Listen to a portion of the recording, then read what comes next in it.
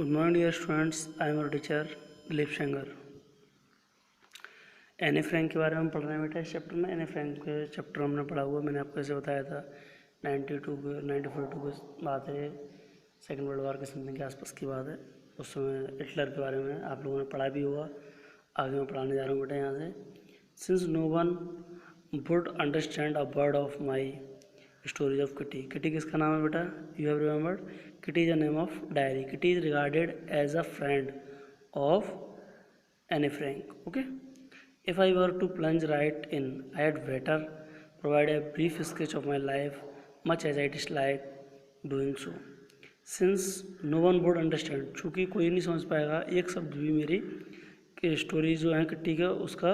if I were plunge right in, अगर मैं उन्हें सही तरीके से लिखूँ, प्लंज का मतलब किसी में कुछ करना या डालना होता है, लेकिन यहाँ सही तरह से प्रॉपर फॉर्म में लिखूँ। I had better provide a brief sketch, इसलिए वो है वो हल्का सा बहुत कम ब्रीफ स्केच दे रही है अपनी लाइफ का। Much as I dislike doing so, जैसा उसे पसंद नहीं है लेकिन फिर भी। मच एज आई डिसलाइक, उसे पसंद नहीं है फिर भी ऐसा कर रही है। यहाँ तक तो उसने अपने बारे में इतना बताया कि उसने एक उसको कोई मतलब फैमिली मेम्बर है, बहुत सारे लोग हैं, लेकिन उसे एक ट्रू फ्रेंड की तलाश है। ट्रू फ्रेंड की तलाश के लिए उसने एक डायरी को ना फ्रेंड रिगार्ड किया है, और डायरी में उसने क्या लिखना स्टार्ट किया, ब्रीफ स्केच दिया और अपने बाकी अपनी लाइफ की जो भी एक्टिविटी है उनके बारे में लिखा है। अब यहाँ वो अपने पेरेंट्स के बारे में बताना जा रही है। उसके मदर कौन थी, फादर कौन था, फादर का क्या नाम था, मदर का नाम क्या था, और कैसे वो कहाँ कहाँ इमीग्रेट हुए, ये सारी बातें बताने जा रहे हैं बेटा, ध्यान से, ठीक है ना। My father, the most adorable father I have ever seen, didn't marry my mother until he was 36 and she was 25। मेरे फादर इस वर्ल्ड में सबसे ज़्यादा प्यार करने वाले, सबसे ज़्यादा अच्छे, सबसे ज़्यादा पूजनीय हैं। वो बता रही है आई हैव नेवर सीन, ऐसे व्यक्ति को मैंने मतलब ऐसा व्यक्ति मैंने अपनी लाइफ में देखा ही नहीं, इतने अच्छे मेरे फादर हैं। हर किसी को अपने फादर बहुत प्रिय होते हैं, उसको भी हैं। तो बता रहे हैं उन्होंने कब तक मेरी माँ से शादी नहीं की, जब तक वो खुद 36 के नहीं हो गए और माँ 25 ईयर्स की नहीं हो गई। माई सिस्टर, उसकी सिस्टर का नाम मार्गोट है। क्या अंडरलाइन कर लो बेटा ऐसे, सिस्टर नेम क्या है? मार्गोट, ठीक है ना, ये आप अंडरलाइन करें। सिस्टर का नाम मार्गोट है। Was born in Frankfurt in Germany 1926। उसका जन्म कब हुआ? फ्रैंकफर्ट में, जर्मनी में 1926 में, ठीक है ना। आई वॉज बॉर्न ऑन 12 जून 1929, और उसका जन्म कब हुआ? 12 जून। ये एनी फ्रैंक के बारे में बताया जा रहा है, आई का मतलब एनी फ्रैंक है। आई वॉज बॉर्न ऑन 12 जून, ठीक है। I lived in Frankfurt until I was 4। वो फ्रैंकफर्ट में कब तक रही? जब तक 4 साल की नहीं हो गई, ठीक है बेटा। माई फादर इमीग्रेटेड मतलब वहाँ से चले आना। इमीग्रेट मतलब लोग एक जैसे पक्षी वगैरह होते हैं, बर्ड्स वगैरह होते हैं, एक जगह से दूसरे स्थान पर आते हैं। इमीग्रेटेड टू हॉलैंड, फिर कहाँ चले गए उसके पिताजी? हॉलैंड चले गए 1933 में, ठीक है बेटा। My mother Edith Hollander Frank, ये उसकी माँ का नाम है बेटा, ध्यान रखना है ना, अंडरलाइन कर लीजिए इसे, आपको अच्छे समझ में आएगा। उसकी माँ का नाम क्या है? Edith Hollander Frank. Went with him to Holland in September, उसकी माँ भी उनके अपने पिता के पास चली गई। कब? सितंबर में वो भी हॉलैंड चली गई। While Margot and I were sent to Aachen, Aachen एक जगह का नाम बेटा, ठीक है ना, Aachen to stay with our grandmother. तो मुझे आई मतलब एनी फ्रैंक को और मार्गोट को कहाँ भेज दिया गया? आचन भेज दिया गया अपनी दादी माँ के साथ रहने के लिए। मदर फादर दोनों हॉलैंड जा चुके हैं। मार्गोट वेंट इन हॉलैंड दिसंबर, और मार्गोट कब गई हॉलैंड? दिसंबर में। मार्गोट किसका नाम बेटा? You are remembered it or forgot? No, Margot is name of her sister. And I followed in February मतलब फरवरी में वो भी चली गई। उन्हें फॉलो करना मतलब वो भी हॉलैंड चली गई, जैसे मदर चली गई, फादर चले गए, मदर चली गई, मार्गोट चली गई, वो भी। When I was plunked down on the table as the birthday present for Margie. Plunk down मतलब धम्म से गिरा देना, मतलब एक तरह से रख देना, मुझे रख दिया गया टेबल पे मार्गोट के बर्थडे गिफ्ट के रूप में, ठीक है ना, जब वो हॉलैंड चली गई। I started right away at the Montessori nursery school.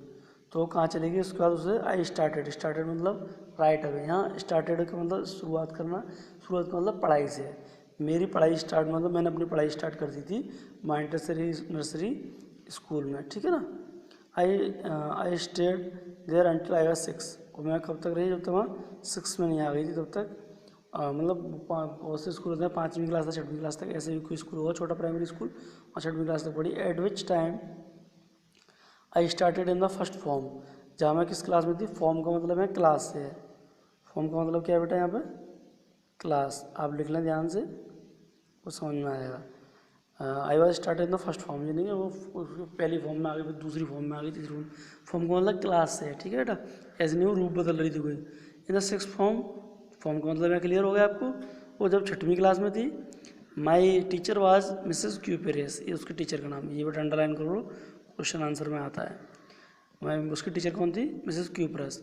The head mistress, जो कौन थी, हेड मिस्ट्रेस थी। जैसे आपके यहाँ प्रिंसिपल मेंबर होती हैं छोटे स्कूलों में, head mistress, head master, senior master, senior mistress होते हैं बेटा, ठीक है, वहाँ प्रिंसिपल डायरेक्ट नहीं होते हैं।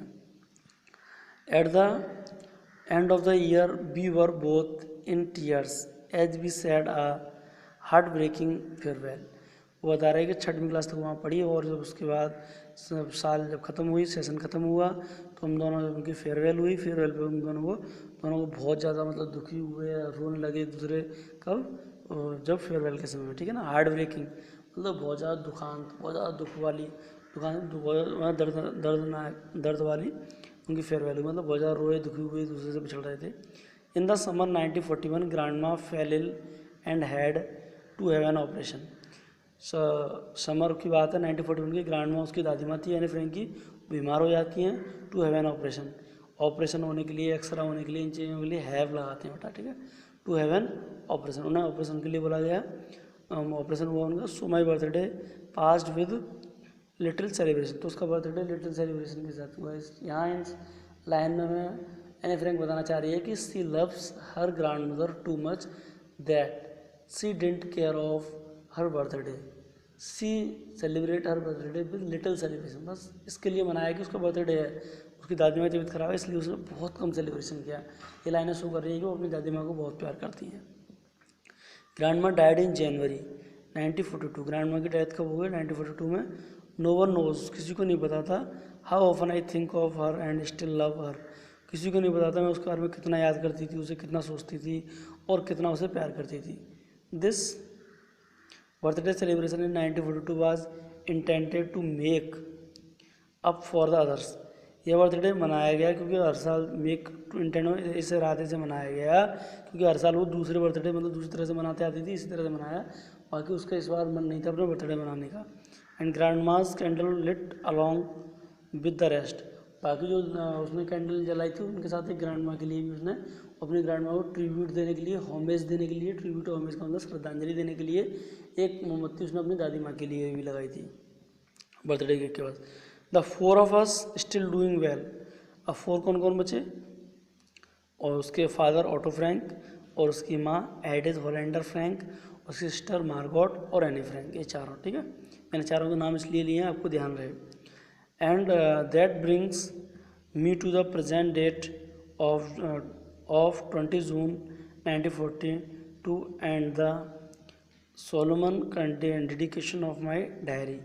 और बता रही है कि ये जो वो बता रहा है हम चारों उस समय मतलब प्रेजेंट में 20 जून को 1942 की तिथि में अपनी डायरी में डायरी के गंभीर समर्पण के लेखन की स्थिति में ले आई है।